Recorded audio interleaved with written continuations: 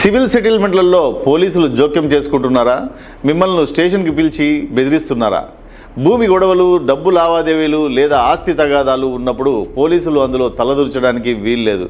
కానీ చాలా సందర్భాల్లో పోలీసులు ఒక పక్షం నుండి డబ్బు తీసుకునో లేక వారి మీద ప్రేమతోనో వారిని స్టేషన్కి పిలిచి భయపడుతూ ఉంటారు. వాస్తవాలు ఏమిటంటే సుప్రీంకోర్టు తీర్పు ప్రకారం సివిల్ గొడవల్లో పోలీసులు జోక్యం చేసుకోకూడదని సుప్రీంకోర్టు అనేక సందర్భాల్లో తను స్పష్టంగా చెప్పింది. ఉదాహరణ లలిత కుమారి కేసు. పోలీస్ మాన్యువల్ సివిల్ వివాదాల పరిష్కారం పోలీసుల పరిధిలోకి రానే రాదు. వాటిని కోర్టులు మాత్రమే తేల్చాలి. మీరు చేయాల్సింది ఏమిటంటే ధైర్యంగా అడగవచ్చు. పోలీసులు ఫోన్ చేసి ఫలానా భూమి గొడవలో స్టేషన్కు రా అంటే, సార్ అది సివిల్ మేటర్, కోర్టులో ఉంది, నేను రాను అని ధైర్యంగా చెప్పే హక్కు మీకు ఉంది. మీరు హైకోర్టులో కూడా పిటిషన్ వేయవచ్చు. పోలీసులు మిమ్మల్ని పదే పదే పిలిచి వేధిస్తుంటే మీ అడ్వకేట్ ద్వారా హైకోర్టులో రిట్ ఆఫ్ మాండమస్ వేయవచ్చు. సివిల్ గొడవలో పోలీసులు జోక్యం చేసుకోకుండా ఆదేశించండి అని కోరవచ్చు.